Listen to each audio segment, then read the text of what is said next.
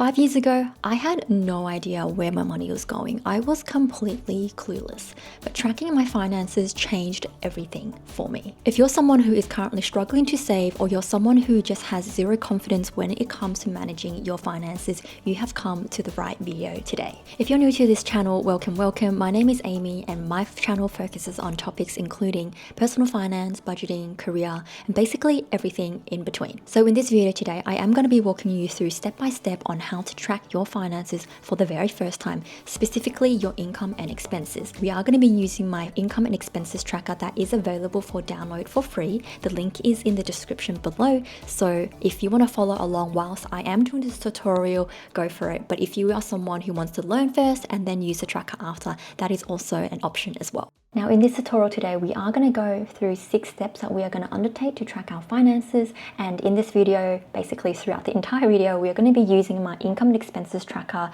As I mentioned earlier on, it looks like this, where we've got our dashboard, we've got a cash flow summary, where we put our transactions, categories, setting some goals, things like that. So we're not going to go through everything today. We're just going to focus on basically putting our transactions into the transactions column. We're going to set some categories for our expenses and income, and then we are going to review this information for the very first time in our cash flow summary, and then I'm going to teach you what you need to do on a monthly basis when you look at the monthly dashboard as well as the annual dashboard as well. And yeah, let's get straight into it. All right guys, the first step that we are going to undertake is download bank statements from our bank accounts. So just make sure that you are downloading this in Excel or CSV. What you'll get is something that looks like this on screen. So you'll have a column where it has like a date, a description, and an amount. This is basically the most important 3 columns that you will need. Sometimes the banks give you like other columns as well, but those aren't as important. The key thing to get is the date, the description, and the amount. And we're going to be using this data to basically put into the transactions tab to record all the transactions that has happened. I would say when you're downloading your bank statements, just make sure you're doing at least 2 to 3 months, just because 1 month of data isn't enough, especially if you're starting out and you absolutely have no idea where your money is going. This will just ensure you have enough information to go off to review when you're looking through everything on a month-to-month basis as a look back. Now with this listing that we have over here from the bank, what you have to do is copy and paste. I've already done it, but I just wanted to show you guys how you do it. So you want to highlight everything from columns like A to C as an example. So you copy, and then what you want to do is go into the transactions tab. This is where we'll record all the actual transactions that's happened to date, and we will paste it as values only. Now once you've pasted the date, the description, and the total amount in, you actually won't have this information here. The reason why it's here is because I've already categorized these expenses and income already in this tracker. But when you do come in, you won't have anything at first, and you'll need to categorize each transaction either as an income or expense.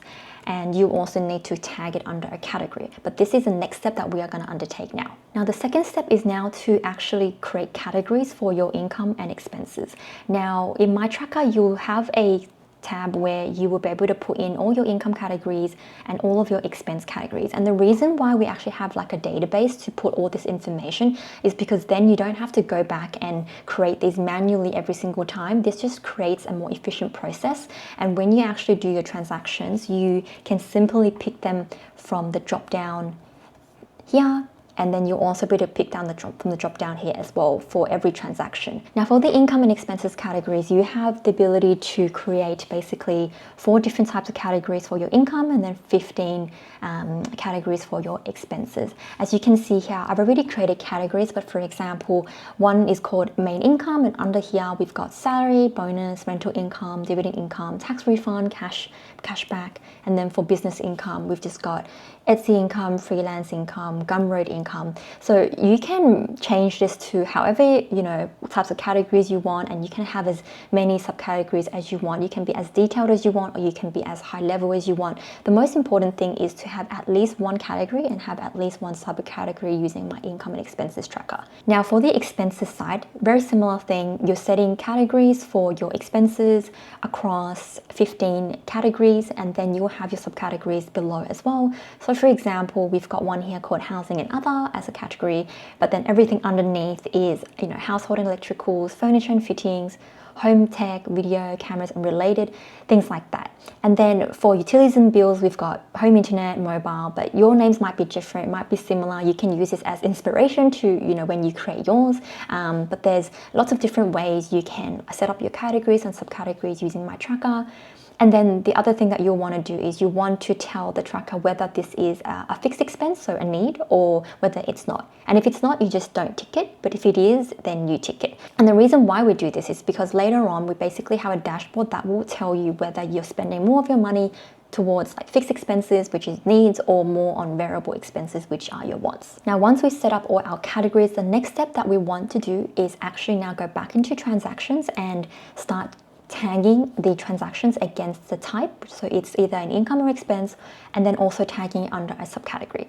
So for example, we've already put in everything from our bank statement into this listing already, but let's just say we've got a few more that we want to do, and we can do this manually as well. So we're going to say the 28th of February, we spent $15 at, let's just say Mecca, and then the bank we used was ANZ, and then this is an expense, so we simply do that, pick an expense, and then on the categories we just go down. So Mecca is part of beauty and care, so then it pops up here and everything on this side will auto populate. So that's the benefit of setting up categories, because you can simply pick it from the drop down below and you don't have to like type it in yourself or second guess like what the categories are.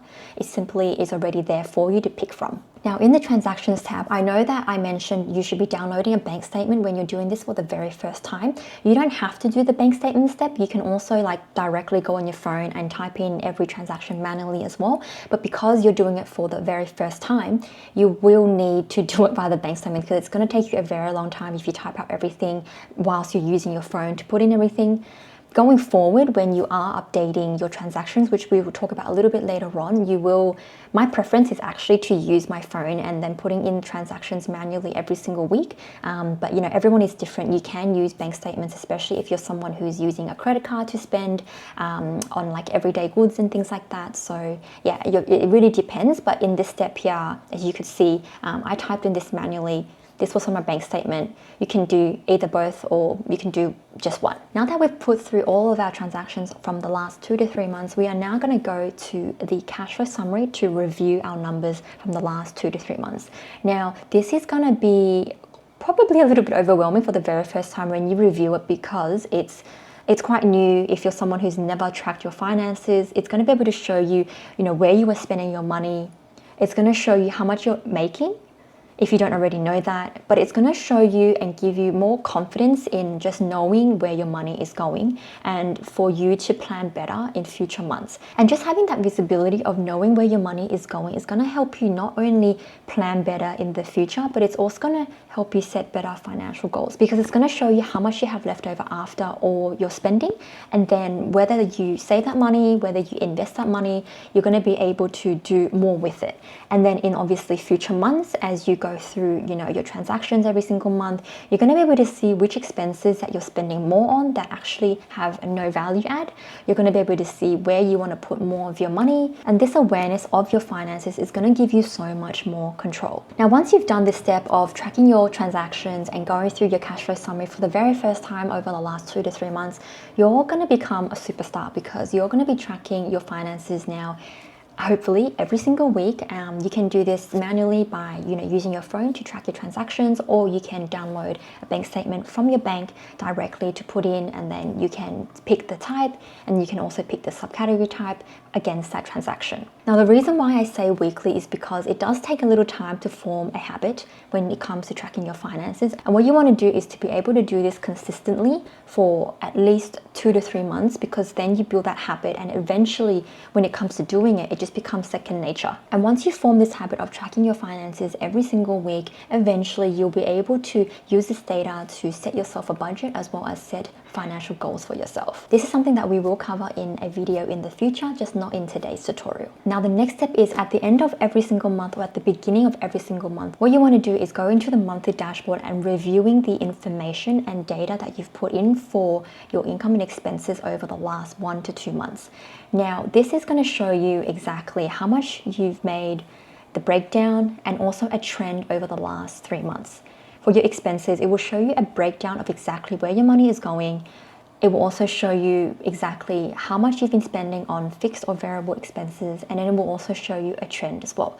Now, reviewing this every single month will really allow you to see where you are spending your money, but also allow you to see whether your expenses are actually aligned to your goals. That's a wrap for today's video on how to track your finances as a beginner for the very first time. Now, if you enjoyed this video, make sure you give it a like, subscribe, and in a future video very soon, I will be showing you how to use this data to create a budget for yourself, as well as how to set financial goals. And of course, if you have any questions about tracking your finances, or if you have any questions about personal finance in general, make sure you leave a comment below. See you guys!